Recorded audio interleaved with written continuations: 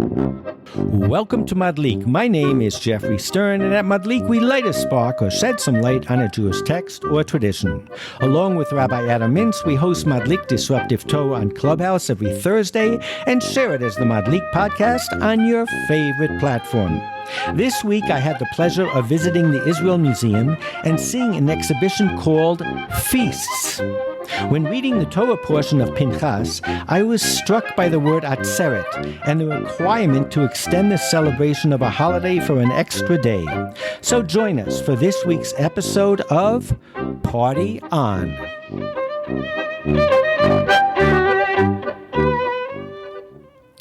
Well, welcome. I am broadcasting this week from the shores of Tel Aviv, and you, Rabbi, you're still in New York. Is that correct?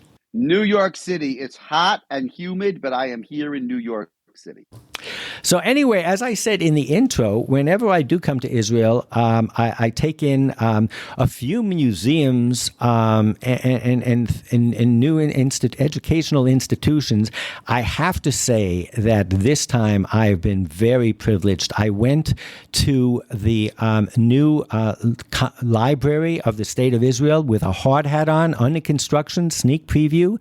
I also had a sneak preview of the Chaim Herzog World War II Soldiers Museum that, frankly, I didn't think we needed it. And when I left, I can't understand how we could live without it. It was one of those kind of many eye-opening moments. I'm not going to talk about those because I also, as I said in the intro, went to the Israel Museum, and they bridged the gamut of what is important to Israel, and they had an amazing show on feasts and the importance that feasts have in the ancient Near East. Mostly they focused on the general ancient Near East. Fascinating show about how important these feasts were. We're going to get into that a little bit today. But as happens, once you go to an exhibit like that and you're impressed, then you go and read the Parsha. And I came across a term that I've always been intrigued by, which is Atzeret, which is, we most of us know about Atzeret from Shemini Atzeret, which is the 8th day of Sukkot, but it is not clear exactly what Atzeret is. So we're going to dive into that a little bit today. Rabbi, you ready to take a dip and to party on? I am ready. Are you ready? I'm ready. So here we go. We are in Numbers 29, and the tabernacle, the Mishkan, is being dedicated. So day one, there's one sacrifice. Day two, there are two. We're going to start on the seventh day. It says in 29:32, on the seventh day, 7 bulls, 2 rams, 14 yearly lambs without blemish, meal offerings, quantities described, 1 goat for a sin offering, and this is a sequence. And then all of a sudden on the 8th day, the sequence stops. On the 8th day, you shall hold a solemn gathering, is the translation, Atzeret tihiyeh lachem. You shall not work at your occupations. Avodah lo ta'asu. You shall present a burnt offering. It could easily say a single burnt offering, an offering by fire of pleasing odor to Hashem, 1 bull, 1 ram. So it's literally in terms of not only describing the name, the day with a unique name of Atzeret, but also in terms of the number of offerings that are given. It's a break with what has come before. And it goes on, and 1 goat for a sin offering in addition to the regular burnt offering. And that is the extent of it. It mentions this word Atzeret. Rashi says, what does Atzeret mean? He says, you are restricted in doing work. Atzrim otzarim ba'asiyat melacha. So that is this Atzeret. If you go to a stop sign in Israel, it's called Atzur. It means literally to see, to stop doing something. The first explanation is to stop work. He says another explanation of Atzeret is restrict yourselves from leaving. milatzet. Atzru milatzet. So we already have two differing interpretations of what the word means for this eighth day celebration. And what he does say is, and if it does mean restricting you from leaving, in this case, because it was a pilgrim holiday, you don't leave Jerusalem. This teaches that the eighth day, requires that they remain in Jerusalem overnight, which is kind of interesting, Rabbi. I had never thought about that, but the two different interpretations are kind of practically might be considered different, because if it's to stop working, we know about that kind of a prohibition. It's a 24-hour prohibition. But if it means to remain overnight, you potentially could get up in the morning and leave. First time I ever thought of that. Even though we know that our tradition is Atzeret, that we extend the holiday one more 24-hour period. Absolutely. And that's what my knee-jerk reaction was. But in reading this, I said, could have a practical difference. So then Rashi goes on and he says, an explanation of it in the Agadah is because on all the 7 days of the festival, they offered sacrifices corresponding in number to the 70 nations of the world, and they sent them on their way home. The omnipresent says to them, I beg of you, make a small banquet for me so that I might have some pleasures from you exclusively. So the case is being made that whereas the other 7 days and 70 sacrifices corresponded to the Shivim Umot Olam, the 70 nations, Atzeret is special to the Jewish people, and I would argue it makes it seem very personal, very less formalistic, and more really close and warm. In Yiddish, we would say Hamish. That's the word, right? So that is what I take away from that, Rabbi, is a license to say, we can talk about feasting in the ancient Near East in general, but what is Jewish, if anything, about Atzeret? Is this something that is unique? Is this something that was an introduction? And I take license for that from the Midrashim that was saying that the other few days, that was the norm, and this was the exception for the special relationship with the Jewish people. What do you think of that? I think that's good. I like that a lot. Let's try to figure out what that means. Let's run with that a little. Okay, so the Midrash in Bamidbar Rabbah gives a slightly different variation on what the Rashi said. And the Midrash explains, this may be compared to the case of a king who made a banquet for 7 days and invited all the people in the province during the 7 days of the feast. When the 7 days of the feast were over, he said to his friend, we have already done our duty to all the people of the province. Let us now rejoice together, you and I, with whatever you can find, a pound of meat, fish, or vegetables. In a similar manner, the Holy One, blessed be he, said to Israel, on the 8th day you shall have a solemn assembly. Let's rejoice together with whatever you can find. One bullock, one ram, doesn't really make a difference. So again, you get this sense of something that is unique, breaking with what the standard response is, and unique in terms of its personality and connection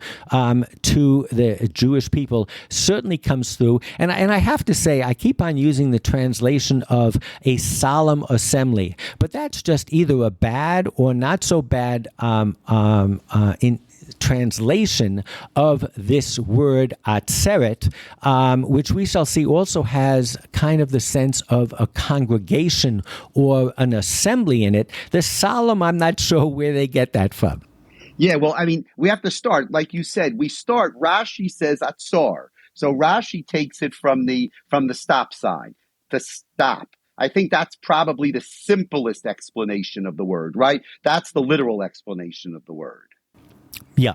Yep, you should stop. I think this is mentioned twice regarding Sukkot in the Bible. We're in Numbers. The other place is in Leviticus and in 23. And there it says, on the 8th day you shall observe a sacred occasion and bring an offering by fire to God. It is a solemn gathering. You shall not work at your occupation. So here it literally says what Rashi said also. It's literally to cease, to stop working. The interesting thing is that we always associate Atzeret with Passover. With Sukkot. I misspoke. But in fact, it is also associated with the second of the three pilgrim festivals. In Deuteronomy 16, it says, after eating unleavened bread 6 days, you shall hold a solemn gathering for your God, Hashem. On the 7th day, you shall do no work. And the Hebrew is Ubiyom Hashvi'i Atzeret LaHashem Elokecha. So it's kind of interesting. Correct me if I'm wrong, Rabbi, but of all the holidays, the only one that we literally call Atzeret is Shavuot. And in the Bible itself, it is not called Atzeret. Am I right there? That is correct. It is not called Atzeret. That's a rabbinic term, which is interesting, right?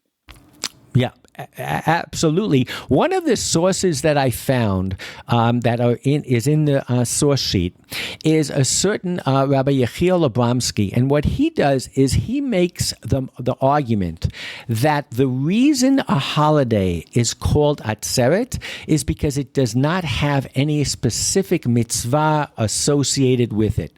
So he makes the case that on Sukkot, for instance, the first 7 days you have to take the lulav and the esrog, you have to sit in the sukkah. All of a sudden comes Atzeret. There's nothing to do. What you do is you don't work. It's almost, I called this podcast Party On, but it literally is an after party. There's no justification for it. There's nothing to do but just enjoy. And the same goes for Passover. It's on the 8th day that you don't have anything to do. He makes a unique argument, which is, he explains why the rabbis later called Shavuot Atzeret. Initially, he says that there was a commandment to do something on Shavuot, which was bring the new fruits, the bikurim, the first fruits. When the temple was destroyed and no longer did you have a positive commandment, they started calling it Atzeret. So it does become, we're starting to kind of color in the fill in the blanks. Interesting. That's an interesting theory, by the way, that it was only later that they called it Atzeret because it lost its significance. Yeah, because it lost its commandment. It lost, it's kind of almost like Atzeret is literally just have fun, or just enjoy, or just, hang out with each other, with God. There's nothing else to do. It's the last day. It's like, that sense that you have at the last day of camp or at the last day of a destination wedding where everybody's hugging each other and just smiling and hanging out. It really does have that feeling. And so the case that this rabbi makes, which I think is intriguing, is that as long as Shavuot had an agenda, it couldn't be called Atzeret. As long as you had to wake up in the morning and say, we got to go do those bikurim. I like that a lot. So, again, it's as interesting from the perspective of explaining why the rabbis called it Atzeret as it is to give us a better understanding of what Atzeret means. It's don't go away yet. It's don't do any work. I think I would go out on a limb here to say that unlike maybe on Shabbat and Yom Tov, where you can't do any work because you're not allowed to create anything, here it's almost more like relax. Here it's almost like you don't have to go back to work. That's how I read it after all of this. That's good. I like that a lot. I mean, that's kind of psychological about how we deal with work. Yeah. right? Yeah, that's good. That's very good. Atzeret gets a little more complicated, though. And we can see that even in our own Parsha. The name of the Parsha is Pinchas, and you can go and read it all on your own about a case of a sexual innuendo, and Pinchas comes, and there's a plague because the Jewish people have sinned, and he puts a spear between the offenders, and it says, and then the plague against the Israelites was checked. Lo and behold, it uses our shoresh, our root, the teatzar hamagefa. So again, it was held back. This sense of holding back doesn't always have to have a positive connotation for it. In Genesis, when Sarah is talking about not having children, of being childless, she says, and look, God has kept me from bearing. She says, Hine no atzrani Hashem miledet. He's closed up my womb. The Hebrew word for a siege is ma'atzur. Again, not a positive connotation. In Deuteronomy, it says 11, and when God's anger will flare up against you, shutting up the skies so that it does not rain. V'atzur et hashamayim. And so here too, there are those that make a comment that on Shmini Atzeret we pray for rain. There might be a connection between this breaking the heavens that are closed. But certainly Atzur can work in so many different directions than simply stay a little bit or you don't have to go back to work yet. It's kind of fascinating in that way. That is very, very good. I like that a lot. Now, let's try to think for a minute. What's the significance of not going back to work? Why is that the way we celebrate a holiday? It's a funny way to celebrate a holiday, isn't it? It is, but again, there's a big difference between not working and not going back to work. I maybe it's a nuance in the English language, but I really kind of feel that I think solemn convocation really just doesn't get it. I do really feel that this is holding back. It's refraining from, it's like there are those people that keep the Shabbat and almost feel locked in a prison, and they're looking at their clock until it's over. Tick tock, tick tock.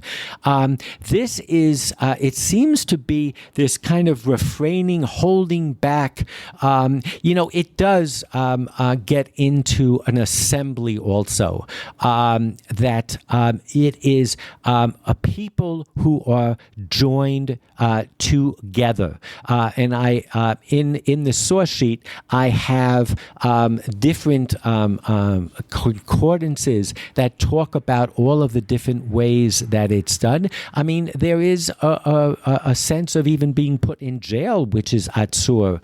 So it can cut both ways, but it is definitely a term that is laden with meaning and gets you thinking about what's so special about this last day of the festival.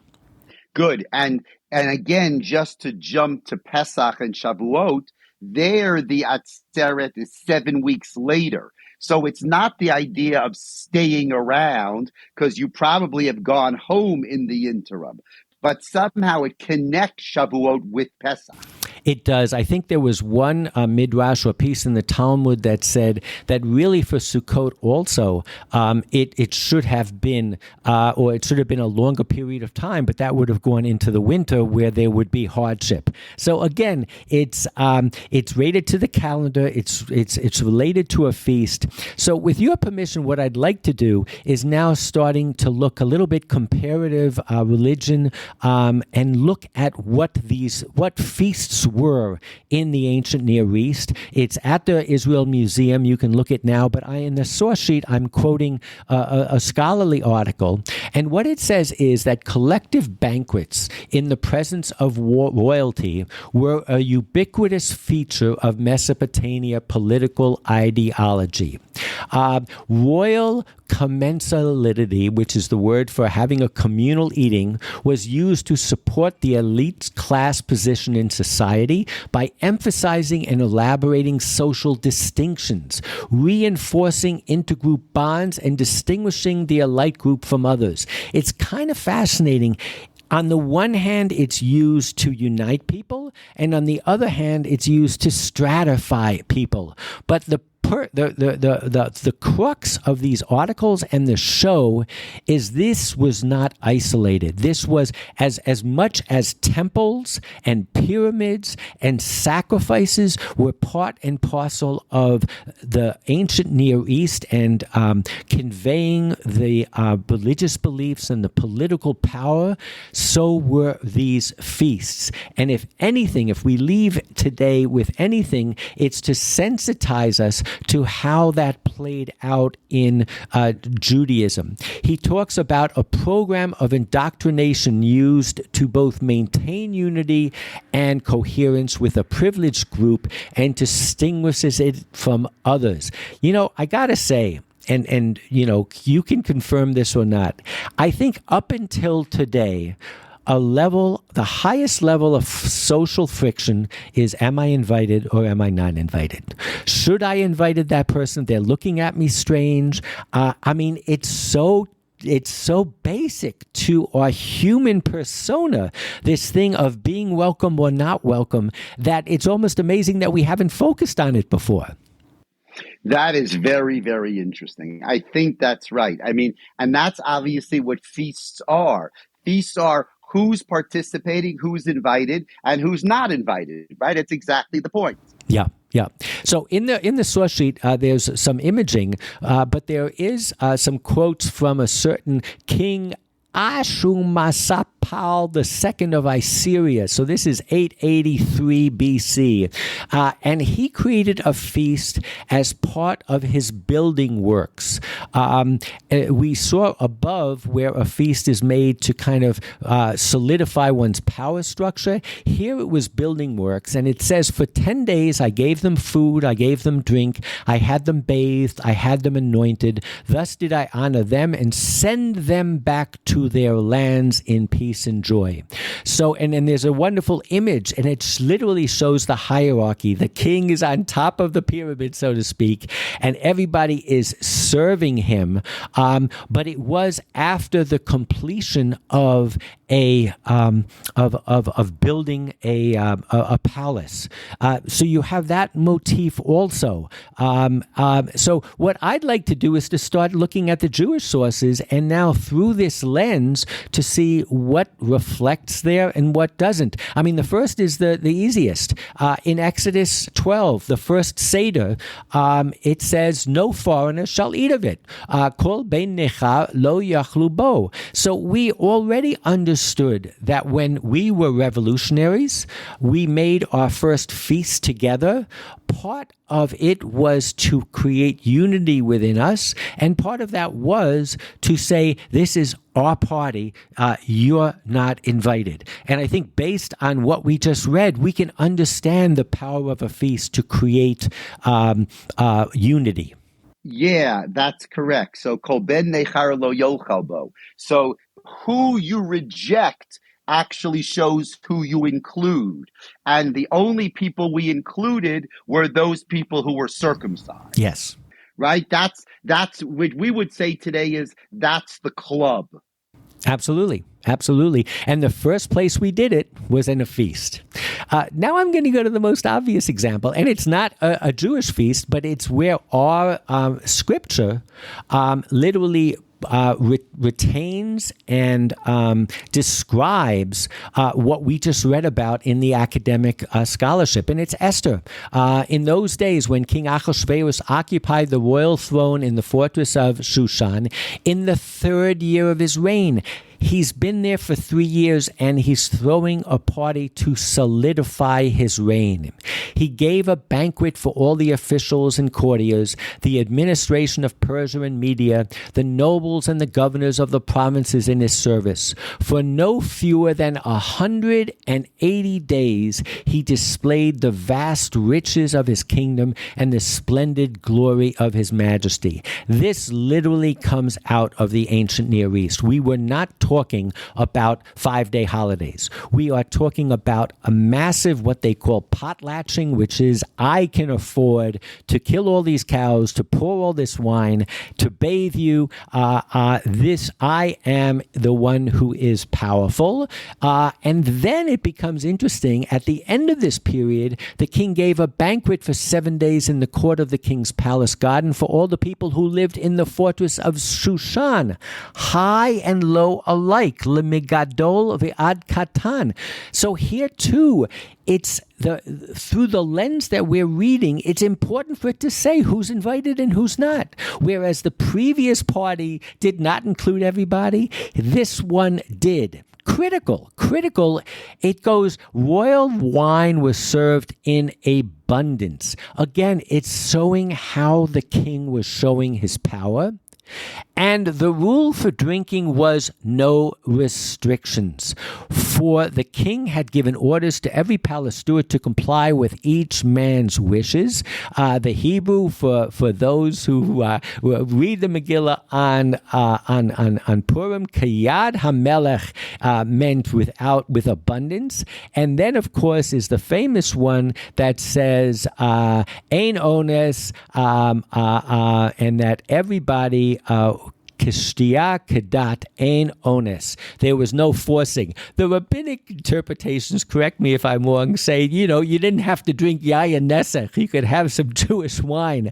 But it's clear from here that what he was saying is there are no boundaries. My wealth is infinite. You can drink as much as you want. This is the epitome of ancient Near Eastern feast. So I would say, of course, that's right. And what's interesting is that actually the feast that leaves people out is actually a higher level of feast. Means if everyone's invited, to see the fireworks on July 4th, that's nice, but it's not exclusive. But if I have a party in my apartment that I live on a high floor overlooking the East River and only a few people are invited, well, that's exclusive and that's a different kind of party. So it's interesting that the Atzeret party is the first type of party. Everybody is invited. Ein ones. Everybody is invited. It's not exclusive. I mean, kol arel lo yochal bo. In Atzeret, you don't have that. You have it in the Korban Pesach, but you don't have it in Atzeret. I couldn't agree more. It's the old adage, I wouldn't belong to a club that would have me. It works on both ends, too. Right. I mean, that's all interesting. Correct. So I was blown away by the Malbim on these verses because after reading the academic treatment of what feasts were about, you tell me if he doesn't say the same thing. He says, in order to achieve his ambition of unlimited power, in the 3rd year of his reign, he made a banquet as a cunning stratagem towards this end. The order of those present at the banquet reaches up to Ahasuerus' purpose of his intentions. He sat first all his officials and servants, the army of Paras and Mede, and only after them does he seat the governors and officials who were before them. The Malbim is looking at the verse and the order in which the verse puts these officials. So what he is saying is that he had preceded them. He put the new power structure ahead of the old power structure. By placing his own servants and the army of conquest first, he showed that he regarded the governors and the officials as merely vestiges of the era before him and before his conquest occurred, and now they are placed below him as lower and despised servants. So it's even this nuance of you get invited, but you don't get a good seat. He literally, the Malbim is exactly mirroring what academic scholarship says is the purpose of the anthropological purpose of these great feasts. I think that's amazing. That is just great. The idea, again, so really, just to kind of pull it together, we're really talking about ancient feasts, the idea of stick around for another day of the ancient feasts, but the fact that there were different kinds of ancient feasts, which we really find in the book of Esther more than anything. But I think that was a very interesting point you made about the fact that the Korban Pesach is Kol Orel Lo Yochal Bo. That's something that's a little unexpected, Kol Orel Lo Yochal Bo, right? Yep. Why is it? It's Atzeret is for everybody. The Chag is for everybody. The Regel, though, you have to say the verse says about going up to Jerusalem. It says Yera'eh kol zichurcha. Only the men went, not the women. So are you making the point that there was also a gender issue going on here? So, I'm making the point that there also was exclusion there. Now, you might make the point, you have to go back to the Israel Museum and check out, you may make the point that women were never invited. In Esther's story, women are only invited for a sexual reason. They're not really invited to be part of the club. Yes. Although I think it says that the women had their own party. Yeah, but then they're called, but then Achashverosh calls them only to perform for him. So I think we need a little more research on the role of women in these parties. I love it. So we're coming to the end. You cannot talk about a feast. We offer. Correct me if I'm wrong, but today is the first of the 3 weeks Correct. Before Tisha B'Av. We're starting the countdown, and according to rabbinic tradition, the temple was destroyed because of a feast and an invitee who was disinvited and embarrassed. In Gittin 55b, Jerusalem was destroyed on account of Kamsa and Bar Kamsa. And it tells the story of a certain man who was having a party, Avad Sa'udata, and he made a large feast, and he told his servant to bring him and invite Kamsa. And by mistake, the servant invited Bar Kamsa, who was his nemesis. He was his enemy. And Bar Kamsa shows up, and the guy says, "You've got to leave." And he says, please, I'll pay for my meal. Don't embarrass me in front of everyone else. He said, no. He says, I'll pay for half the party. Don't embarrass me. He said, no. Ultimately, he sends him out. And then how did this contribute to the destruction of the temple? He goes and he makes trouble with the ruling party. And he says, since the sages were sitting there and did not protest the actions of the host, although they saw how he humiliated me, learn from it that they were content with what he did. So even at this party, it might have been a social party, but he had a rabbi's table. And the rabbis were there, and they were seated high up, and they were guilty as much as the host was. So here we have a situation. Now we're talking rabbinic Judaism, and what the rabbis are saying is we demand more of our parties, and we demand that they reflect who we are in terms of unity. And because this was not done, the temple was destroyed. And I'm going on a little bit of a limb here, but I always use the New Testament to kind of give a flavor for some of the issues that were happening in that day. So listen to what Jesus says to his followers in 1 Corinthians. He says, in the following directives, I have no praise for you, he says to his followers. For your meetings do more harm than good. He says, I hear that when you come together, there are divisions among you. And to some extent, I believe it. No doubt that there may be differences among you to show which of you have God's approval. So then when you come together, it is not the Lord's Supper you eat. For when you are eating, some of you go ahead with your own private suppers. As a result, one person remains hungry and another gets drunk. Don't you have homes to eat and drink in, or do you despise the assembly? He says, you are humiliating those who have nothing. What shall I say to you? Shall I praise you? Certainly not. So again, it's touching upon, I believe, something that was trying to fight the sectarianism of the day, something that was trying to fight the lack of unity of the day, and there was a focus on the Su'udah and the feast, and maybe the unique message of Atzeret. And this is ultimately where we failed. I think it's an amazing message and focus to look at what ultimately becomes a very critical pillar of our religion. There's temple, there's Torah, but this feasting part was such a critical part of the stratification and the structure of society in those days that this small word Atzeret, I believe it makes me focus on something that was going on in Rabbinic Judaism and in the Jewish message. That's amazing. This was a great topic today, Geoffrey. Luckily, you're in Israel. Luckily, you're going to see some great exhibitions. Have a great rest of the trip. We're thinking about the Yurtzeit tomorrow, and please God, we should have next week everybody back on the East Coast of New York. Be well. Shabbat Shalom to everybody.